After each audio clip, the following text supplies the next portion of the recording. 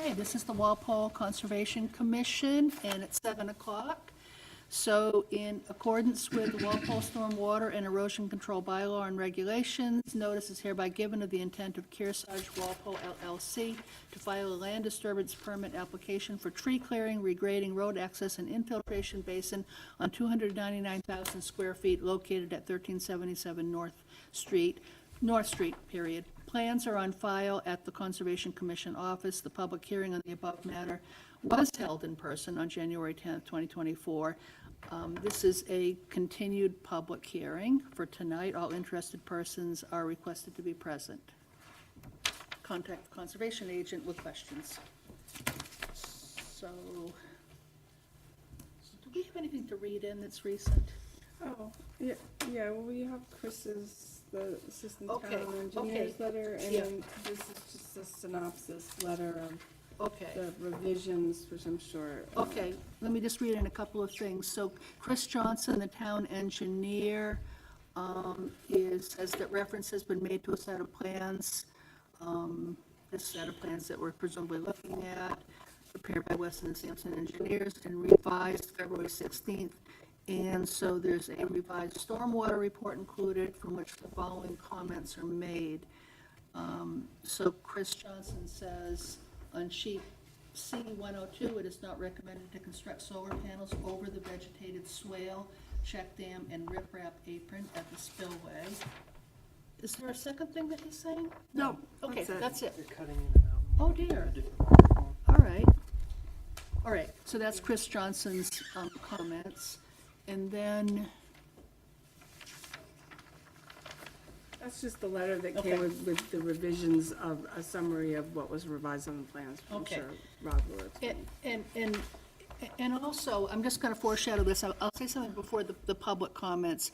There is a 6 or so page letter that you can find in Landis's office. I don't know if it's actually up online, from McGregor, Leger, and Stevens, attorneys at law, concerning a lawsuit, I guess, against Kearsarge for various reasons. But I'll get back to that when we get to the public comments. All right, so do you want to present something? Hi everyone, Robert Gusky, Weston Sampson, representing Kearsarge.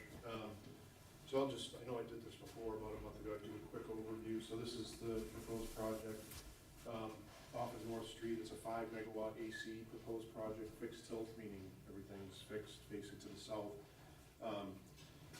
So access will be here, everything will be fenced in. There's vegetative screening along the eastern part of the site. What we've highlighted here is related to wetlands. There's no work within the wetlands, there's no proposed work within the buffer zone or the riverfront area. There is a perennial stream that's down here, so we have a 200-foot riverfront area. This dark blue line is the buffer zone, you can see the outside of that. And then this light green is the existing forested area, and then the darker green is the wetland area. There is some grading proposed on the site on the western slope, just to make sure that the slope meets the tolerances that the Rocky manufacturer has. And then all the stormwater is managed in this basin here. So you had mentioned the comment that Chris made, and we've gone back and forth with Landis today. So what we did was we pulled the panels back from the basin, and we've also added, per the stormwater regs, there's a requirement for a 20-foot wide access easement to the stormwater basin. So we've shown 2 here, one coming to the south and then over to the southern side of the basin, and then one coming to the north between the 2 sections of panels to the north side. The other changes that we've made since the last time is we did test pits just to confirm soil conditions. We did see groundwater was a little bit higher than the online information we had, so we ended up having to modify the basin somewhat. The soil types were consistent, so didn't really change the overall strategy for attenuation and treatment, but we did have to make some modifications to the basin. Previously, the sediment barriers we proposed were straw wattles. We changed those to compost socks per the request. We modified the grading plan C201 and 202 just to show a larger scale. These are 2-foot contours here. C201 and 202 are 1-foot contours, so it just shows you a little bit more detail. Screening, one of the other comments was that the screening be extended all the way to the northern edge of the fence, so we've added that on the eastern side. And that's really it, other than the modifications to the stormwater report that were mentioned based on our redesign. Landis, do you want to make some comments? Yeah, I'll just add, I know that Chris Johnson didn't put it in his letter, but he was out there observing the test pits when they went out there to do the soil test and confirm that their findings.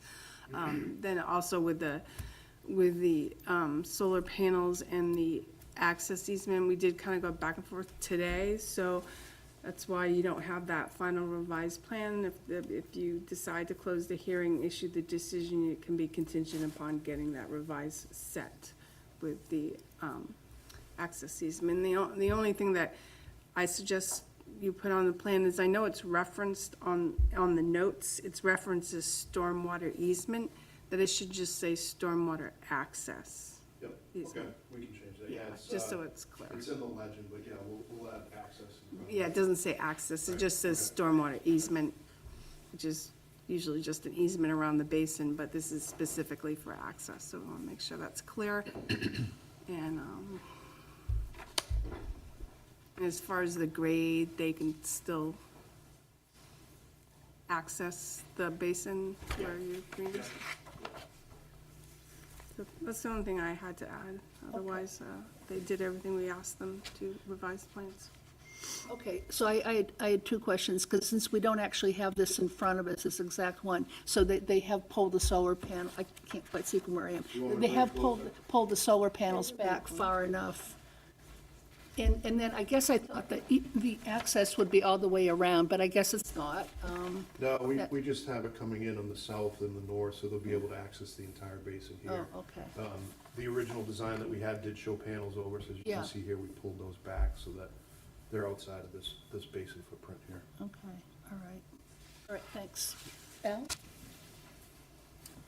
I haven't seen the results of the test pits. Do we have a copy of the test Yeah, pit? there were an appendix in the stormwater report. Oh, the other thing I forgot to add is we did prepare the SWIP as well. Right, And so right. that was another thing that was brought up. I have a copy here if you want to see the logs. Yeah, I'd like to see that. You want to look at that while other people comment? Al? Sure. Okay. Starts here and goes all the way to the end. So while he's looking at that, do you want to comment, Emilio? So the points you brought up in your report have been addressed. The panels have been pulled back and the access has been, is that, Yes. okay, all right. And you're satisfied with the test pit results? Yeah, I rely on the town engineer and the assistant town engineer for this instance, because he was out there while I was doing the test pits. Witnessed it, yeah? I did review them that the infiltration basin is above the groundwater. There's separation is there, so that's normally what I look at. Right, right, okay, all right. No other questions? Did I hear a reference to a spillway? Did you make reference to a Yeah, spillway? riprap spillway. Where is that? The overflow. It's at the base of the discharge of the basin. It's right here. One right here, and there's a smaller one right here. Okay. I can try to point them out. Oh, that's the existing conditions plan.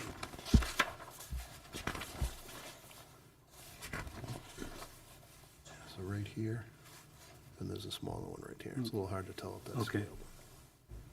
All right, that was all I had. No questions or comments? Dean, do you have questions or comments? No. All right, Al, back to you. Back to you, Al. I guess from what I see that the basin will work as long as we don't have one of these major storms that everybody else seems to be getting. Well, it is designed based on the NOAA Atlas 14 rain data, which Yeah. is the highest rain data available at the moment. That's right. Yep. I understand that. Okay. So there's evidence that there's water not too deep. But that still allows enough drainage into good soil for drainage. All right. So now, how is this access for maintenance going to be maintained? It'll just be grass. I mean, the real reason for it is just to make sure that there's enough room for equipment to get back there. Yeah. If there needs to be maintenance or Okay. mowing, that type of stuff in the basin. So 20 feet wide will allow, I mean, typically it'd be a small excavator, a skid steer, something like that. I think it's a good idea. And does the finished plan show the riprap at the outlet? It does, yeah. I can show you. Because nothing mentions riprap. Right here. Oh, I see. That's that hatch, the hatch there. Yeah.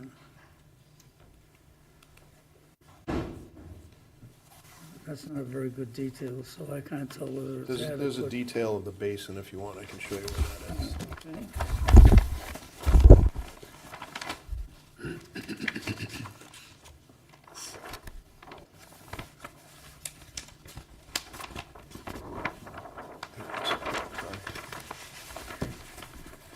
Yeah, this is it.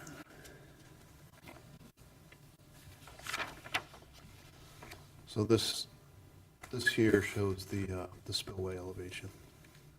And this is the actual riprap spillway detail.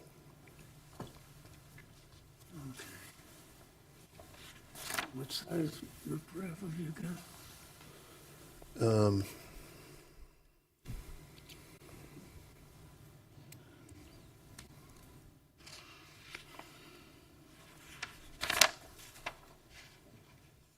Let's see, I think it might be in the material stuff. Let me go back. I think it's either 6 inch or 3 inch minus.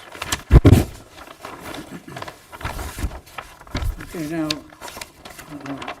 Mass Highway has a standard set of specs for riprap, and I think that's what we normally use, and it's a lot more than 3-inch or 4-inch, because 3-inch or 4-inch kids can walk by and use it for throwing and move it very easily, so that it shouldn't be small riprap. It should be a sizable material that isn't going to move. Yeah, so we size it based on the velocity coming over the spillway. Well, I That's think you really have what to pay attention to what goes on in these places. Now, is there going to be a vandal-proof fence It's around the inside whole the fence thing? too. Yeah, it's inside the fence. Because when I was writing specs for something else, the vandalism using the small rocks is something to throw around and play with. Yeah, they won't, it's a 7-foot high fence per electric code, so they won't be able to get in there. Okay. So then I guess you can get away with the smaller rocks. Okay, All right, is that it? that's enough. Okay.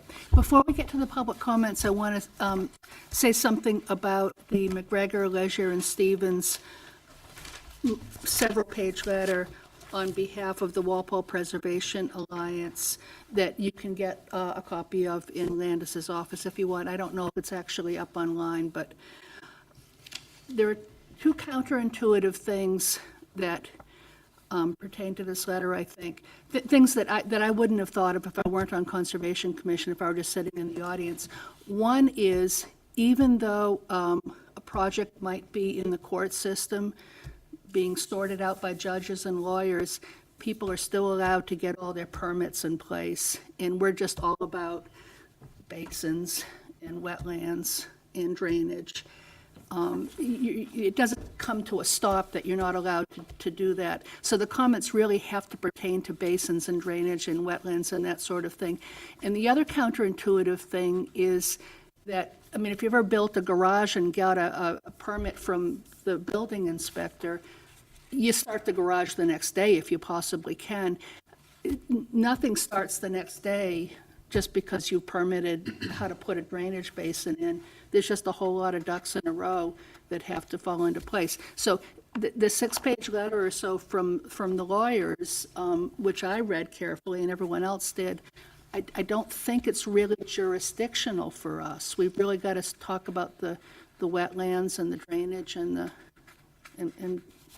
the way the property is going to handle the water. That's kind of what we're about.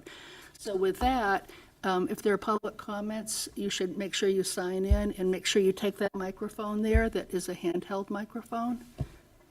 Are there any people that would like to comment?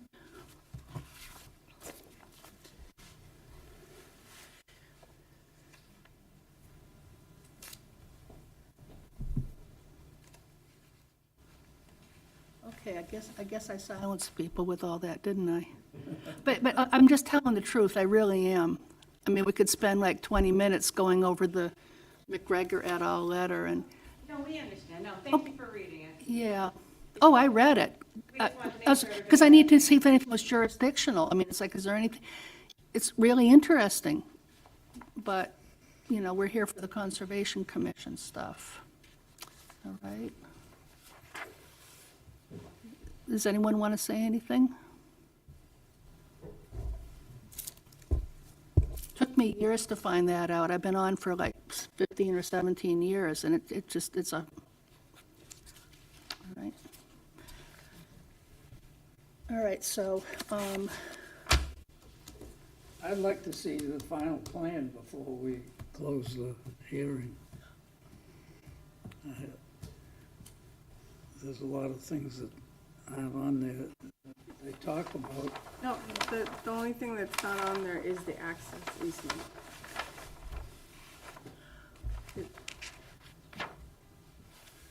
Well, plans that I see don't show what the riprap is gonna look like. They have an artist's concept, but that's not how a contractor is gonna build it. That's not right. It's not an artist concept, it's an engineering detail. And that's exactly the type of detail that we would give to a civil contractor. Well, that doesn't tell me how far the riprap goes from the end of the,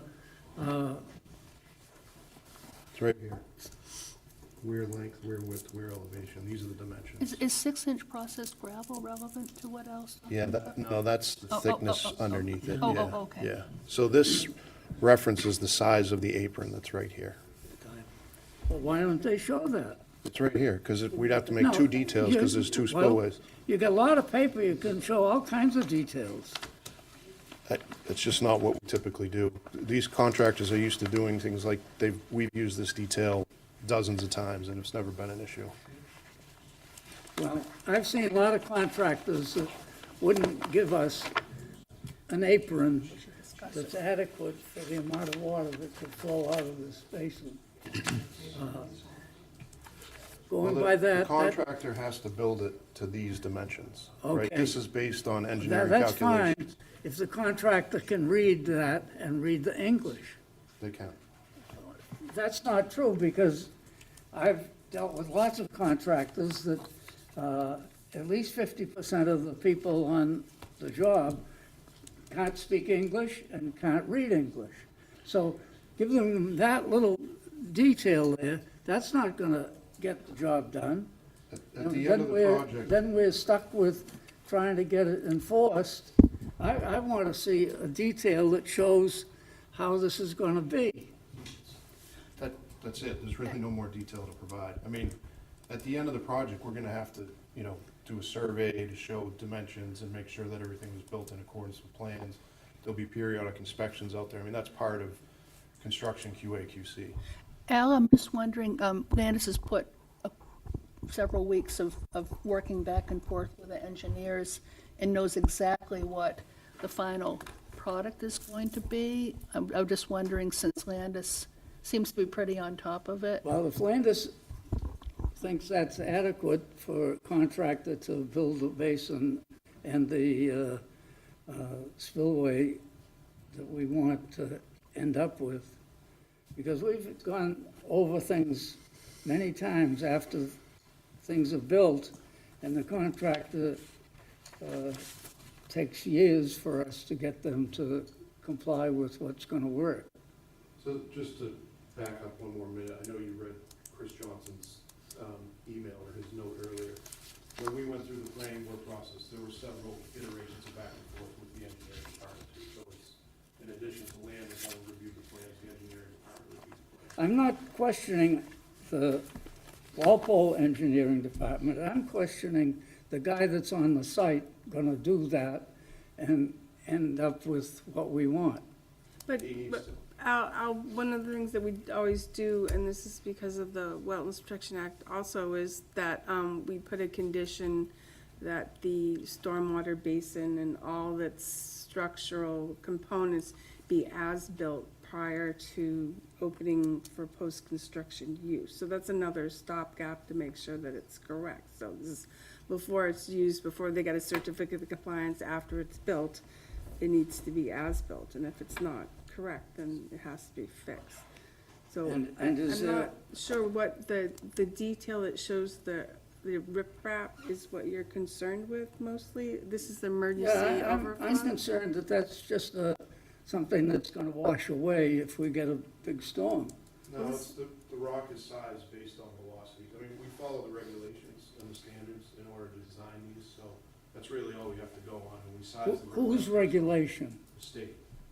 Well, the state And that- regulation for riprap is big pieces. It depends on the velocity. Our, Not our, all riprap's our size. regulations also state that it has to be approved by the town engineering department, and they essentially have approved it.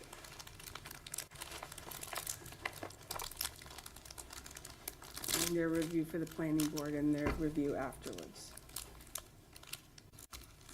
So if there was a different spec that the engineering department wanted, that they would have pointed that out. I feel pretty confident. I mean, it's an emergency spillway, so it means it has to function the way it's supposed to. When the water tops the basin as it's designed for normal flows, or at what point after the 100-year flow would be the emergency Yeah, that's, overflow? we design up to the 100-year. Right, Yeah. and then below it is not a residential development or anything also, it's not a residential area, so I think, I think it's been reviewed several times by the town engineer, Okay, and okay, there's several. I'll accept that. Okay. Now, Those are is two there good a- points, A yeah. maintenance plan that tells them if it washes away, they have to replace it within so many days or There's an something? O and M plan that's part of the stormwater report. Correct. Okay. And that's adequate to replace the riprap if it washes away? The O and M plan covers general inspections, requirements, things like that. So anything, if something were to happen with the basin, whether it's riprap out of place or erosion, then what the O and M calls for is that has to be repaired immediately. So, okay, so what's the procedure for that operation and maintenance plan to come into effect? It's in effect as part of the stormwater report. It's in effect when construction. Well, I haven't seen the stormwater report. It's right there. You just looked at it. I apologize, Al, this stuff is up online, and also we try and provide you with stuff ahead of the time if you request it.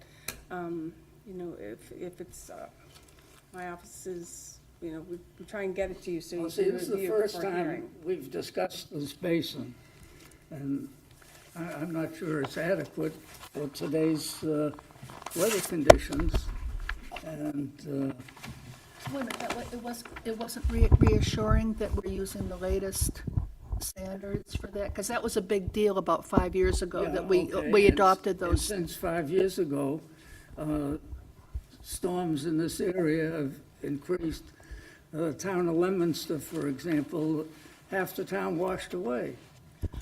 Well, I think we can only require our applicants to go by the regulations that are out there, and it's to comply with the DEP Stormwater Handbook for design of infiltration basins, of which it does, and to comply with our regulations as well, which is similar to the DEP Stormwater Handbook, but has some additional things beyond that. How would you like it sized, Al? Or what size would you use? Yeah, what size would you like? And maybe we could say conditional upon the plan having the size written in, would that? Okay, but our consultant here tells us that the size has been determined by the amount of flow, okay? And I don't know what the amount of flow is going to be in one of these big storms that other people have been getting, so. Well, it's based on Yeah, today's okay. available data. What everyone designs their stormwater Yeah. systems. Okay. That's all. I'm wondering if there are any other comments? Because I was going to move to close. Does anyone want to comment on what Al's been commenting on? I move to close the hearing. Okay, so would someone like to second that? I'll second. All right, all in favor of closing the hearing, please say aye. Aye. Aye. No, Nay, so I'm not on that side. one nay and no abstentions. That's pending the receipt of Yeah. updated The revised plan, revised yes. plans. Yes, it just includes and that changed the language from just, it says now stormwater easement, but to add access to it. So are there any other special conditions that you want to add? I mean, you could add a specific size of We could. riprap if that's what you particularly do that? want, Al. Oh. I can't, sorry, I'm sure it's in there, I just can't put my finger on it, but if you want to add that we confirm the riprap size as a condition, I just don't want it to be sort of arbitrarily chosen what the size is, because we do have calculations that show what the size needs to be based on the velocities going over the spillway. What do you think, Al? well, I guess we're depending on them to have determined the size on the flow. But you could put into the conditions that they'll Now, take care I don't to- remember what the state highway department, Mass Highways, riprap size is, but what I do know is that when it's followed, there's at least 50% of the rocks are bigger than a kid can pick up and throw around. So, I don't remember the number on the riprap. So how to phrase that in the conditions, Landis? I mean, Well, we're not I think saying it's we- got to be a 10-inch rock, but we're saying what? Can I make a suggestion? Yes. That the condition read that we will confirm the sizing of the riprap aprons coming off of the spillway. okay. Yeah. Okay. Do we need to vote to do that, Landis? Well, these are the conditions. So to confirm the size of the riprap On the spillways? on the spillway. I guess the size of the apron is shown, so maybe it's the size of the stone, if we want to be more specific. So I was seeing if I could Google the riprap size. So confirm the size of the riprap and the, The riprap stone. yes, no, on the spillway. Okay. Is adequate for. Yeah. Yeah, well, it looks like the soils there, even though there's groundwater higher than they thought, the soils are good for drainage, you know. Right, and the riprap spillway is only for overtopping if it doesn't hold, you know, if it's emergency spillway, is the way I understand it, right? Okay, All right. is that good? Anything else that we should be? So just usually we reference maintaining the O and M plan as the applicant's responsibility, that the stormwater access easement shall be maintained as well. I'll put that as a condition. During construction, a stockpile of compost socks shall be available on site. It's a pretty standard condition we write in. If the infiltration basin is used during construction, it shall be cleaned out prior to post-construction use. And then also, the infiltration basin is to be as-built prior to post-construction use. And provided to the commission and the town engineer. So that's prior to the certificate of compliance. It's like you construct it, and before you use it, we want to know that it's been constructed correctly. And then confirm the size of the riprap stone on the spillway. Anything else? Anything else? Would someone like to move those We conditions? have other kind of standard conditions that we throw in there for. I'll move. Okay, was that second? Second. Okay, all in favor? Aye. Aye. Aye, okay, so it's unanimous. Thank you. All right, so, Thank you. Yeah, so if you just get us the revised plans, we'll put together the permit and then we'll ship it out when. Yeah, if you don't get them this week, you'll get them next week. I mean, the change is already made.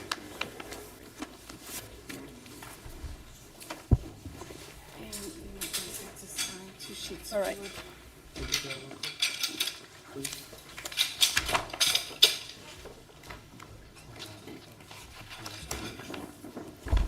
All right, okay, thank you. All right. So while we're standing around the signature sheet, it's past 7:10. In accordance with Massachusetts General Laws, Chapter 131, Section 40, the Wetlands Protection Act and Walpole Wetlands Protection Bylaw, notice and stormwater management bylaw is hereby given of the intent of S.M. LaRusso and Sons at 241 Norfolk Street, Walpole, Mass. New building associated with new building, associated driveway, parking, utilities, landscaping, and stormwater basin within the 100-foot buffer zone and over 40,000 square foot of disturbance. The application and plans may be viewed at the Conservation Commission office. Public hearing in the above matter will be held or was held February 14th, and this is a continued public hearing. And what did we hear from LaRusso, that they want to continue it? Oh, I'm sorry, I didn't put in his email.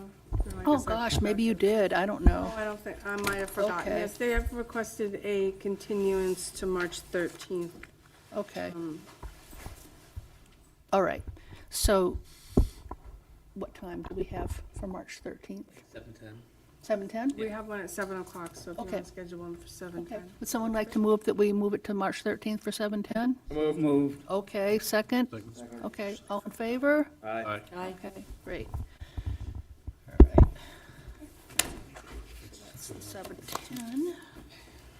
And then we have a 7:20, so good, we're on time for that. Moving.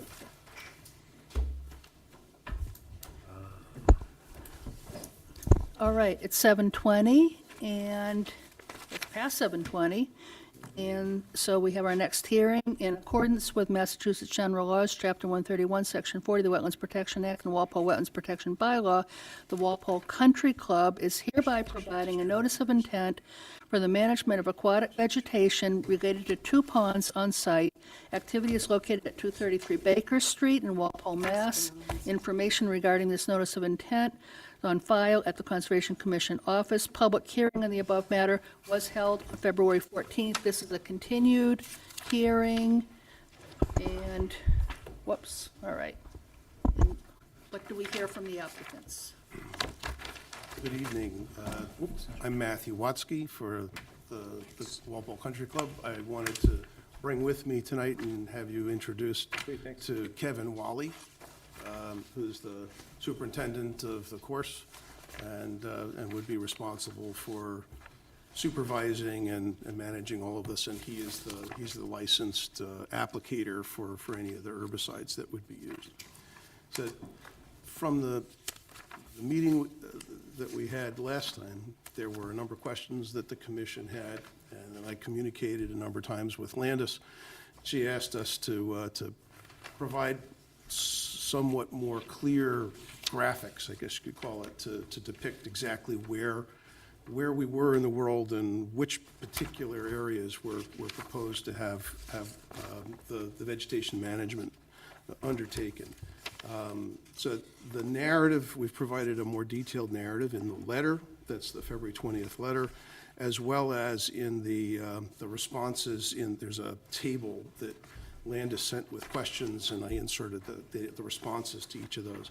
But I can kind of walk us through this. If you look at the plan that's displayed up on the screen, probably the easiest thing to do is to start with area number 1 and then work our way around. So area 1 is on the bottom in the yellow. So that's Old Post Road, going past it to the south. And the area in yellow is where the stream that flows into the pond comes in from the other side. That area in yellow, when we did the pond dredging project back in 2010, that was an area that was specifically left as sort of an emergent marsh. And that was a good thing. It has been maintained that way, and it's continued to grow. The problem is that it does have some invasives growing up into it. And although they're not non-native, it also is getting some cattails, and they're growing quite tall. So we want to be able to manage the buckthorn and cut that out of there and eradicate that, and then just to manage the cattails so that they don't grow to higher than 4 feet in that area. And you can see that there are Ts on both sides of that yellow area, number 1 on the south end. Just to put it in perspective, if you look at the area of turf that goes to the right side of the pond from there, so this is the 18th tee, the 18th hole is the fairway that goes along Baker Street, which is on the right-hand side of the pond, the east side of the pond. So area number 2 in the orange is a key area where shots from the 18th hole have to carry over that area number 2. And Kevin has identified the invasive plants in that area as buckthorn and Phragmites, as well as the cattail and sumac to some extent. And we acknowledge that cattail and sumac are not non-native. They're not invasives technically, but it's important for us to be able to keep those down to no higher than 4 feet. So in the area number 2, the intent would be to manage the invasives, that's the buckthorn and the Phragmites, to seek to eradicate them, and then the cattails just to keep them so they're no higher than 4 feet. Then you go a little bit further, it's area 3, which we broke up into two areas, area 3A and 3B. If you can zoom in a little bit, the distinction, there you go, right where the cursor is, right there, exactly. So right where the cursor is, there are a couple of big trees. And so as a practical matter for golfers, the hole is long enough that almost nobody is hitting to the left of those trees. So the area 3A is an area where we'd want to manage the vegetation so it gets no higher than 4 feet, because people are hitting over that area, and you need to be able to see where your shot has landed and not have the vegetation grow up and block the shot. But area 3B, so the area to the left of that tree until you get to area, I think it's 6. That area is, we would just want to manage the invasives, but we don't care how tall they get. So the plants can go as high as they want. So area 3A, again, you got buckthorn and Phragmites in there. I can tell you, I mean, to the right of where that tree is an area that long ago had large pine trees in it, and it didn't have any undergrowth at all. The plan had been to cut the pine trees down and have it vegetated with things like low bush blueberry and herbaceous plants. As a practical matter, what's happened is that it's almost entirely buckthorn now. So the narrative of the invasive species management plan, the vegetation management plan, is to seek to eradicate the buckthorn, and any area where it becomes significantly devegetated is then to plant the shrubs and the seed mix that Kevin has specified for the herbaceous wetlands-type plants that would grow in there. Talked about 3B, again, that's, we just want to manage the invasives there and not worry about how high it gets. Area 4 is the yellow area on the very north end of the pond. Area 4, the concern there is solely about the buckthorn and Phragmites. To eradicate that, the native species that are growing in there are welcome, and we wouldn't need to cut them at all. They can grow as tall as they want because nobody's hitting a shot over that area. There's a lot of cattails there as well. They'll be left behind. They're fine. Yeah. So, working our way around, so the area 5, this now, you're hitting shots from, you can see sort of the T areas, the short turf to the south across the pond. This is the first T, where you're playing a shot heading to the south across the pond. So area 5, you have a very narrow strip that's shown in blue along the edge of the pond, where you have some Phragmites, and then we're beginning to see a lot of cattails growing in there. And we don't have to eradicate them, but that's exactly where the T is, and the cattails can't be allowed to grow up so that they block the shot. My personal preference would be is if we could eradicate the cattails and plant something that's a low-growing herbaceous plant that has wildlife value, but I welcome the input from the commission. If you'd rather that the cattails be allowed to continue to grow, we can do that, but just we have to be able to keep the height down. Area 6 is the little island, so that's circled in yellow and labeled Area 6. The little island should be an assortment of different shrubs. I would love to see that dominated by fruiting, low-growing shrubs like low bush blueberry. As a practical matter, right now, it's mostly buckthorn. So, again, that's a place where there are shots being hit directly over the top of it, and it needs to be able to stay low. But you have the management plan for 6. The key species there is the buckthorn, although you do have some cattail growing along the edges of it, that to the extent that they're starting to get too tall, we'd want to be able to keep them down. Area 7, so Area 7, this is on the southwest shore of the pond. You can see Area 7, I drew a long, sort of long, narrow area.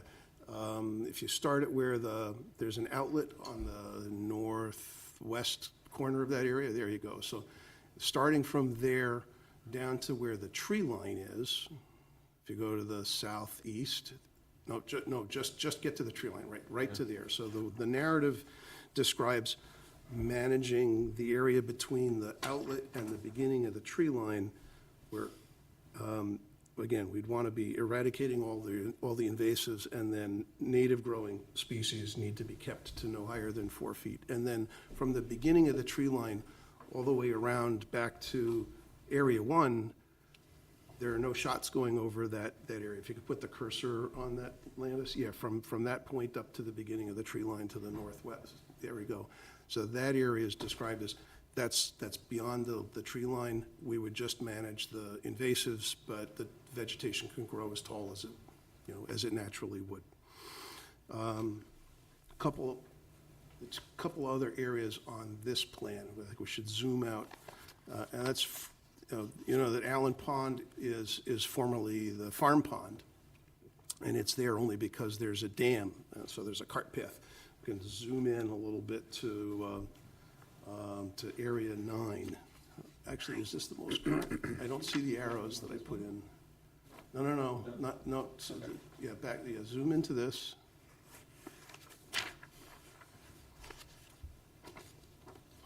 Area 9's on. Area 9's not the small pond? On a small pond Yeah, area. that's, No.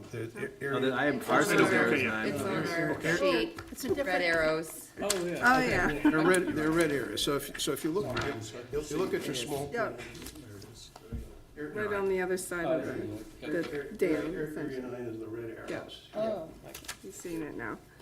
Yeah, got it. Yep. oh, yeah. Okay.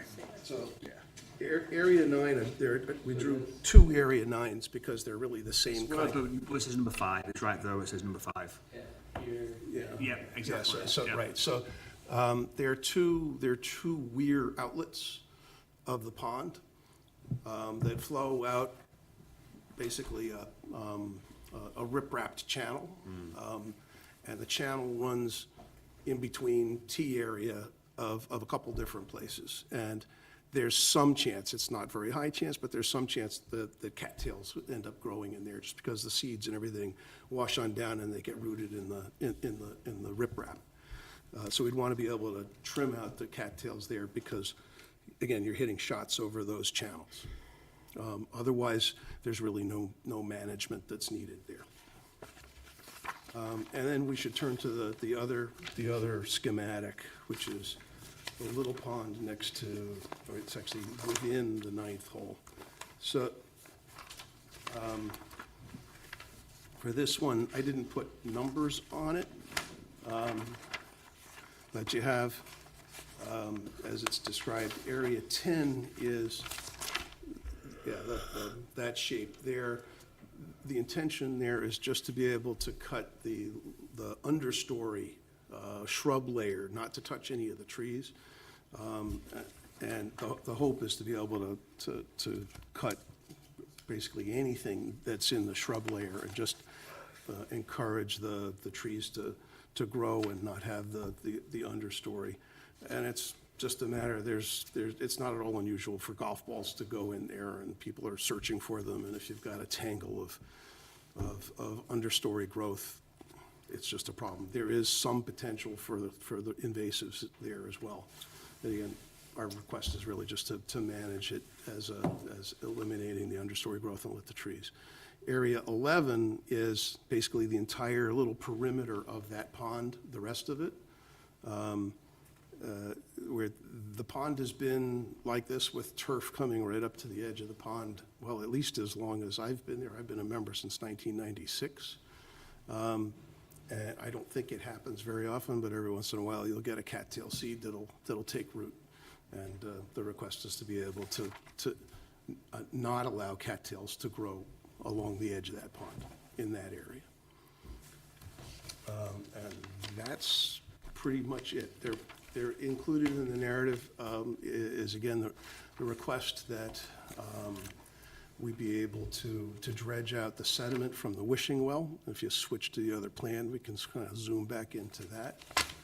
The wishing well is on the southernmost corner of that pond, right close to the road. So if you can zoom in, you can see there's a little bridge going over the stream.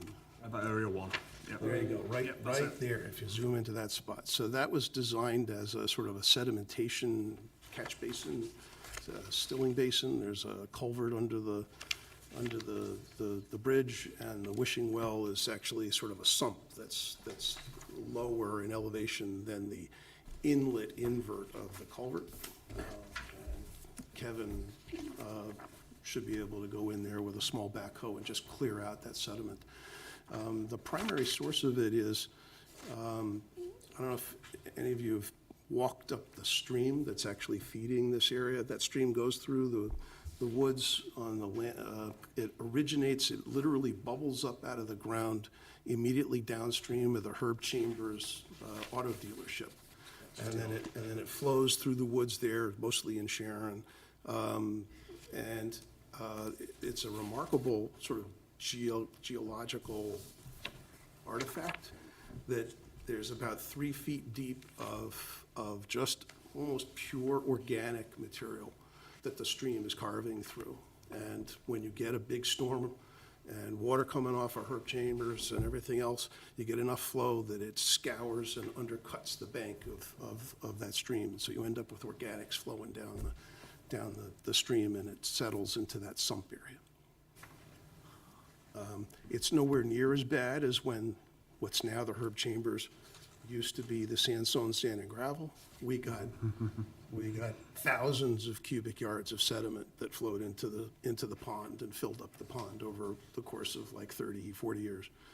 And that's what led to us doing the dredging project in the pond back in 2010 to 2012. So I'm not seeing any significant accumulation of sediment in the pond. I think most of it's getting caught in the wishing well, as we call it.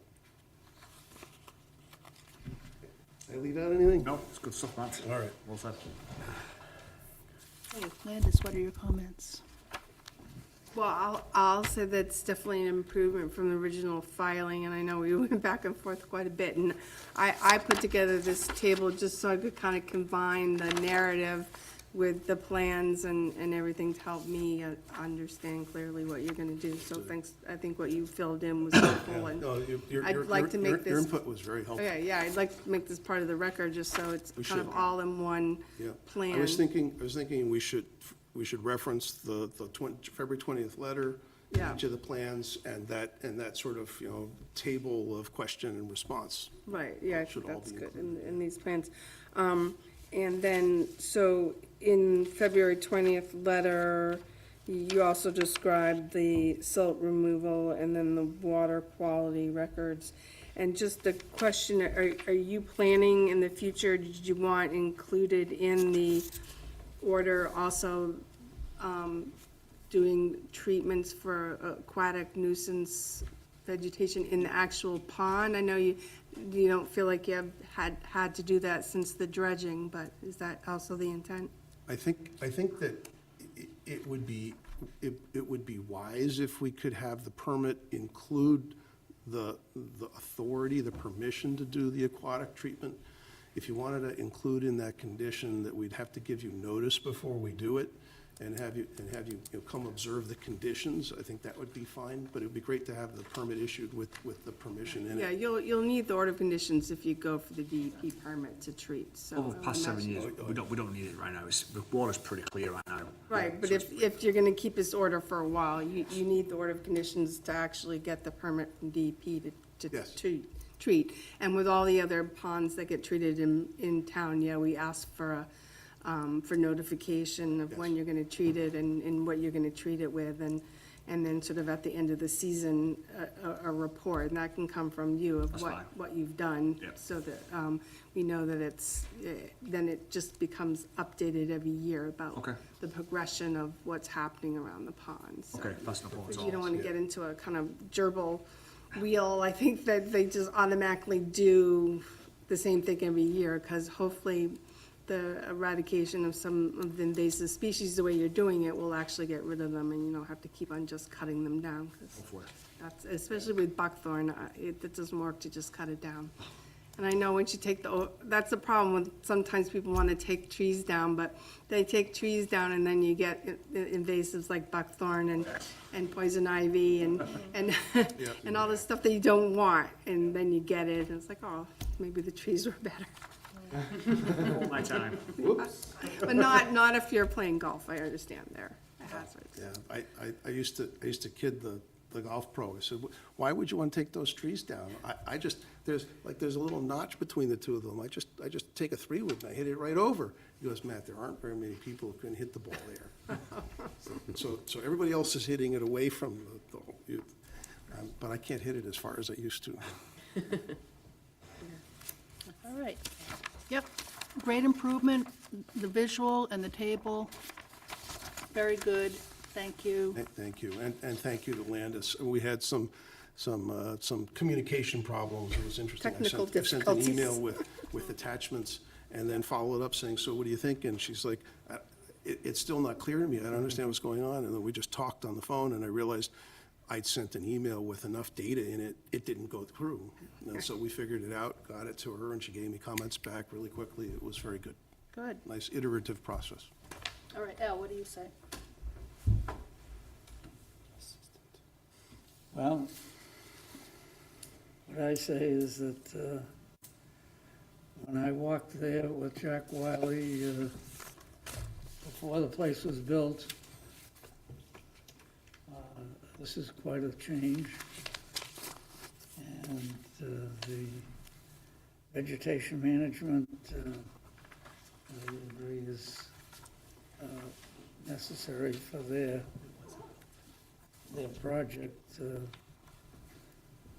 And I agree with Landis that sometimes when you take a tree down, there's a negative effect that comes about with, it opens up for light, and that requires more maintenance to get rid of what's invading the area.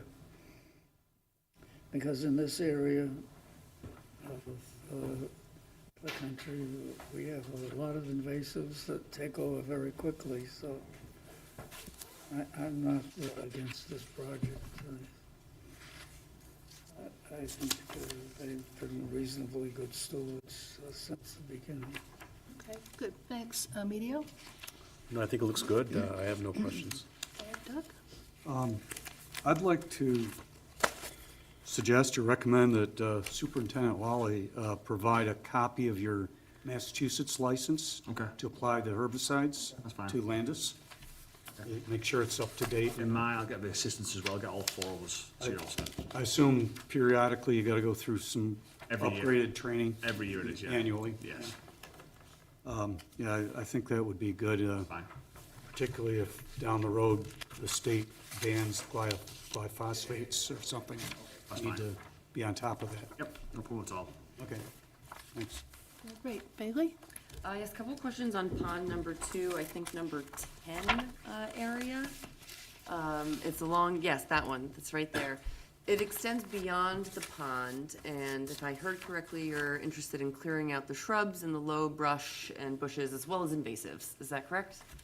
No, anything low lying. There's nothing, no trees are already, it's just low lying, basically buckthorn, just to eradicate that, yes. So any low vegetation So though? it's- yes. Yeah. So how many acres or percentage of acres does that represent? It's about, I would say, 70 yards long by about maybe 10 yards, so 700 sort of. It's not 30 feet deep. You're not going up the hill 30 feet. No. Maybe 15 feet. It's a long skinny line. Yeah, yeah. And then it goes up to a tree line. Yes, it Are does. there any small, early generational trees that are growing in that area? No, it's basically just buckthorn, and like some thorny bushes as well, but nothing. It's mainly buckthorn. And what do you know the age of the mature trees that are there? All the real pine trees, all oak trees, at least 50 years old at least. The big trees by the fence. I guess what I might recommend, to borrow Doug's language, is if you do see any small pine trees growing, that you leave them so you have that new generation of tree to come back. That's a good suggestion. And if I can chime in here, because you just reminded me of a comment I also wanted to make, Maples, but cut the pines. that There's no trees there. It's just. I noticed when I was out there that it seemed like the group of trees near the wishing well, the large group of trees, that you do some understory management there also. I'm sorry, say that again? It just helped me focus on Yep. where your question. So the large stand of trees, the only large stand of trees that are left around the larger pond. To the west of the 18th tee, the west, to We the west of do. Wishing Well? You do understory management there, because if you look, all the branches are like a couple feet up. Yeah, There's exactly. nothing below. No, and there's- all we do is, we don't go to the pond edge, we stay on the golf course side of it.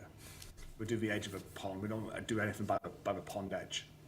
You do everything under the trees, We do backwards, yes. You do buckthorn. Yes, exactly what it is, yes. Okay, so it's pretty much the buckthorn. It's all it is. Buckthorn's growing wild everywhere. It's getting too much. So it's no young saplings or, no, I no, would say no. the same thing with under there, that if there's young saplings or any other natives other than invasives, that shouldn't be cleared out. Or is it cleared out? Is it managed so that people can go in and get their balls, or it just looks Yeah, cleared? Or it it's has some? growing too wild into the golf course side. So the actual rough line is getting narrow every year by the undergrowth growing to the right side. Just make it maintained every fall, just to make sure it doesn't keep encroaching the golf course. The buckthorn. Yes, yes. There's nobody playing golf out of the middle of those trees. No, it's not. know, I mean, it just seemed, when I went there and saw it, it was obvious that under the trees. Yes. It's cleared out and the branches maybe are trimmed a little bit on the Anything trees. that, we because always they're bring kinda- out the dead wood as well. Anything falls down, winter, summer, we always bring it out, so it's all nice presented. I would say you leave some of the dead wood because there may be some habitat benefit. It might not look nice and manicured, but it helps with the bugs and the birds and the other habiters of the area that don't play golf. I got you. Okay. Sorry, one more question. Your wishing well, it sounds like it kind of acts as a natural filter. Sometimes when there's stuff coming down the stream that you mentioned it seems fine now, but you did have to do a dig out. Is there anything you might consider future plans to make that more of an actual filter? And I don't even know if that's possible. I'm just throwing that out there. Just as a little bit of background. Yeah, So it was actually designed and permitted originally to serve as like a sump for sediment to settle into.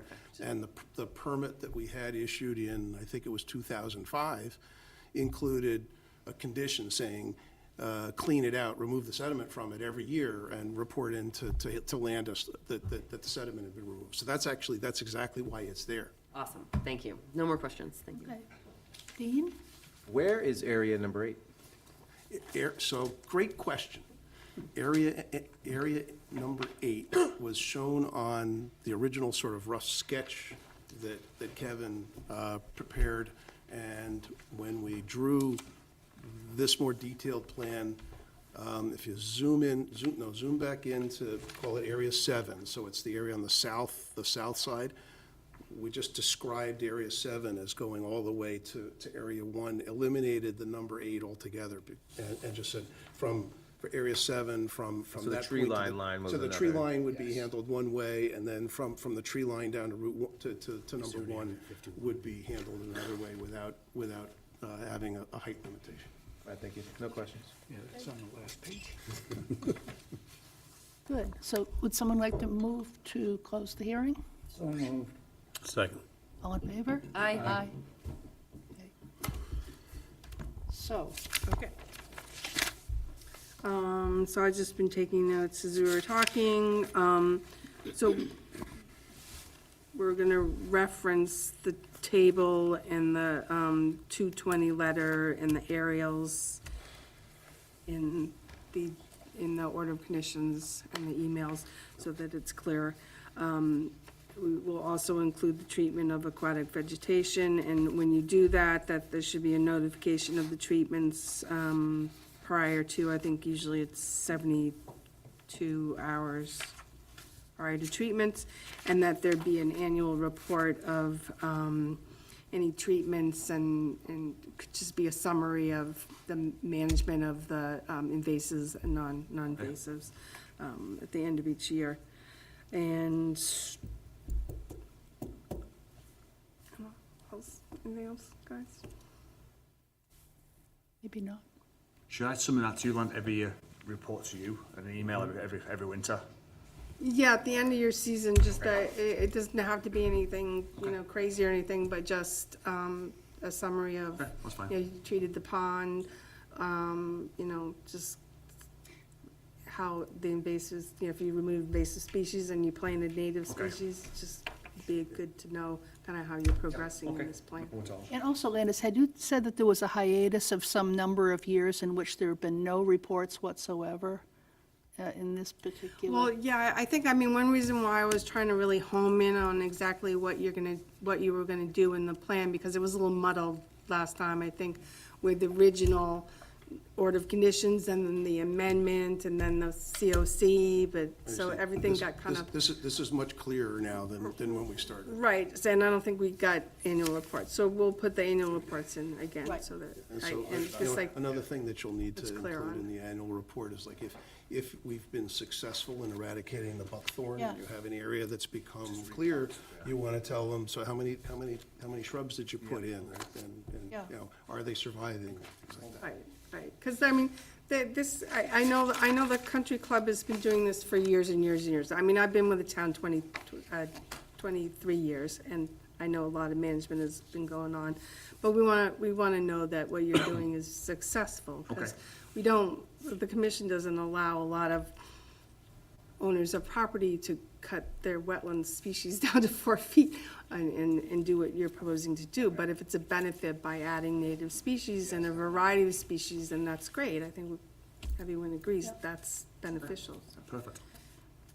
All right, someone like to move to accept those conditions? So moved. Second.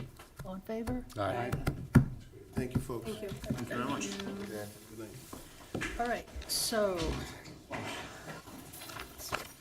Groovy.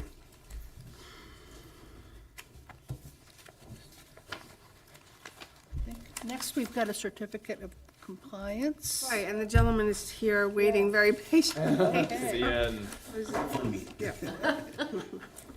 So it's 23 Daisy Drive, DEP 315-1240. I did go out there today. Yep. Is the intention to issue it so that it says specifically it's with continuing conditions, so that we can apply for a certificate of compliance with continuing conditions, and it continues instead of expiring 3 years?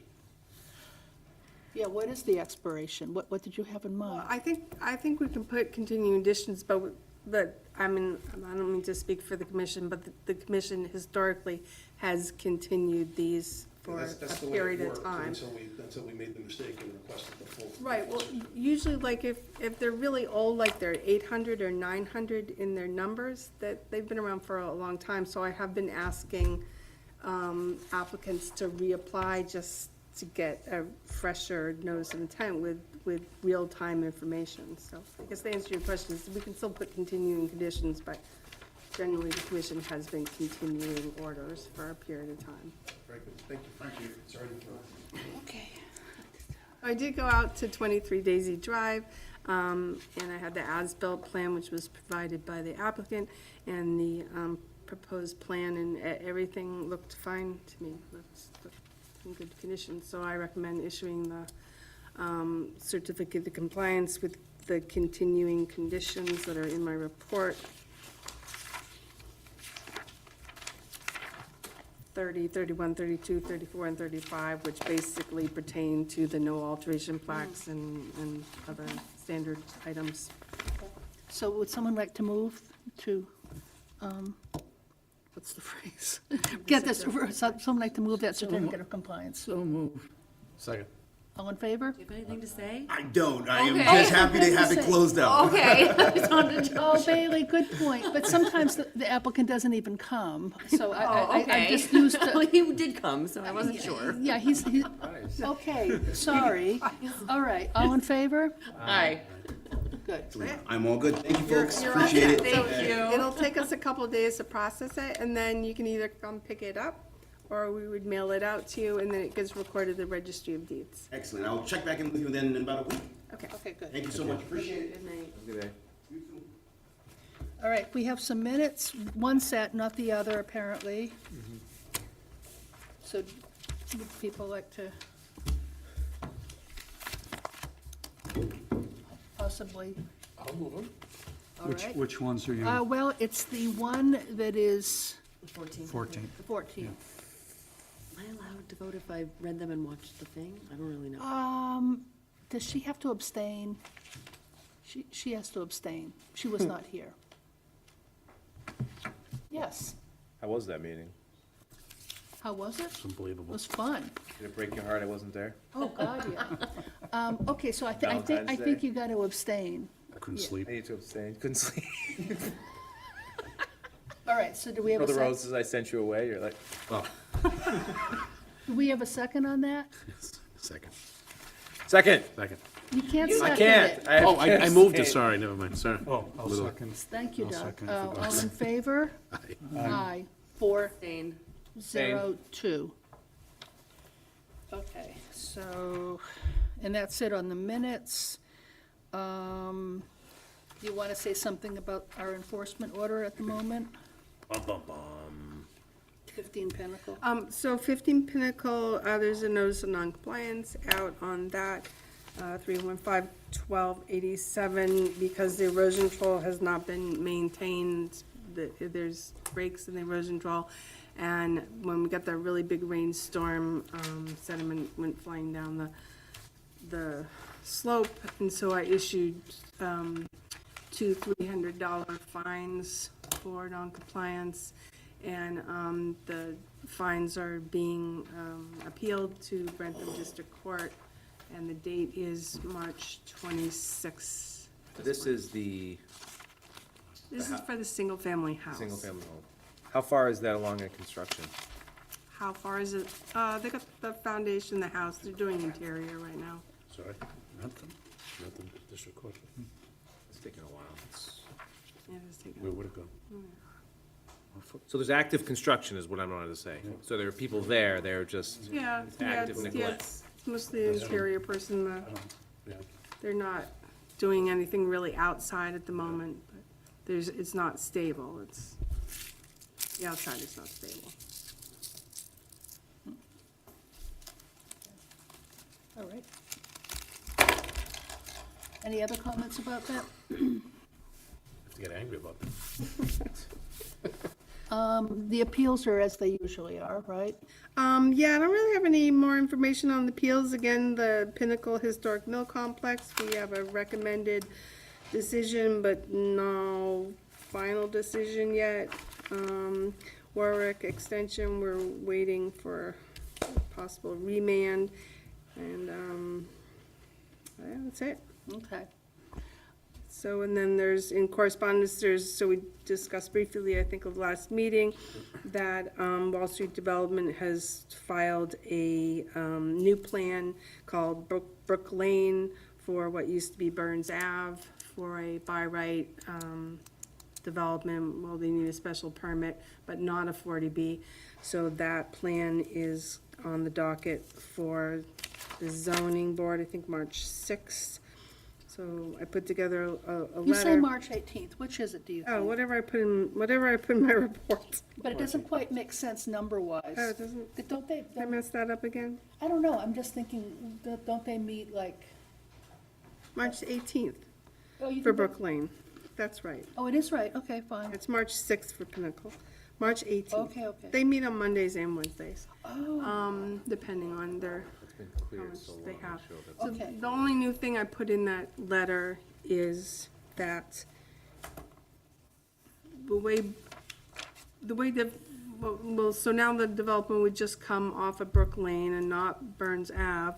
And on the other side of Brook Lane, furthest from the development, is Chapel Brook and wetlands. And so those wetlands or Chapel Brook riverfront area isn't on the plan, so I included in the letter that those resource areas really should be put on the plan. If we don't put them on the plan, maybe they don't exist.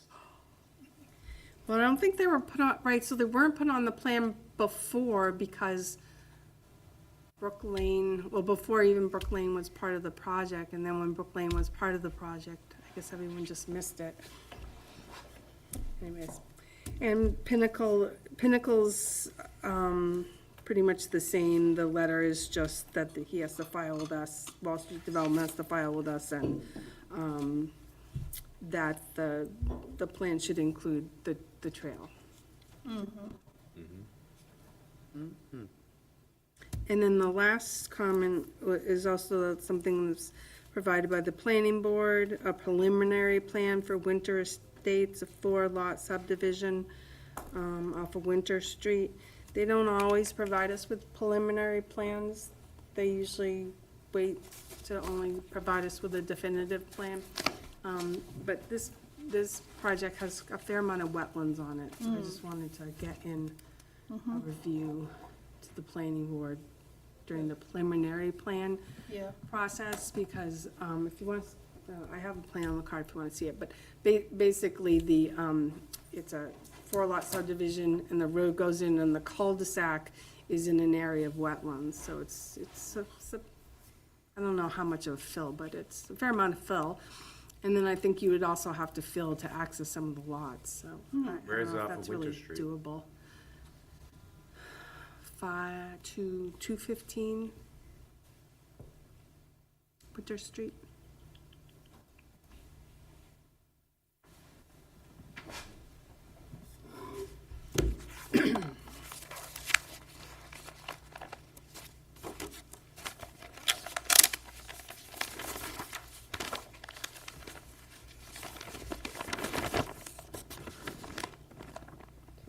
only have one plan, so. we'll have to come and look. So, Sorry, Landis, who was the builder again what? for the winter estates? What was the address? Who was the contractor for it? Well, the plan is by Gloucester Engineering, the preliminary plan is, so it's just a preliminary subdivision plan. Right, I'm just curious who's the construction folks. Well, it doesn't have a contractor yet, the owner is McLaughlin. Yeah, so, you see, Yeah. cul-de-sac, wetlands, This is all wetlands. yeah, Where they put the house lots. well, so, That's a giant wetland. right, so this is this is all wetlands, well, that's why I think it will What help. they gotta do? It's a preliminary plan, right, so, It's just, to me, I look at it and react on it. sorry. If they don't put it on that, they can't get away with it. So, usually we don't get preliminary plans, and then they come to us as a definitive plan, and often we're like, well, why is the lot like that? It shouldn't be like that, right? So, I think it would be good to have comments ahead of time. Yeah, it's great. In addition, this lot is an A&R, so, meaning it was created specifically for this project out of another lot, and this was 2019. So it can't be a self-imposed hardship. Yeah. I thought we had something like that coming before us. We'll let it go. Okay, any other bits of business? All right, would someone like to move to, So moved. That's it. Say on. all in favor? Aye.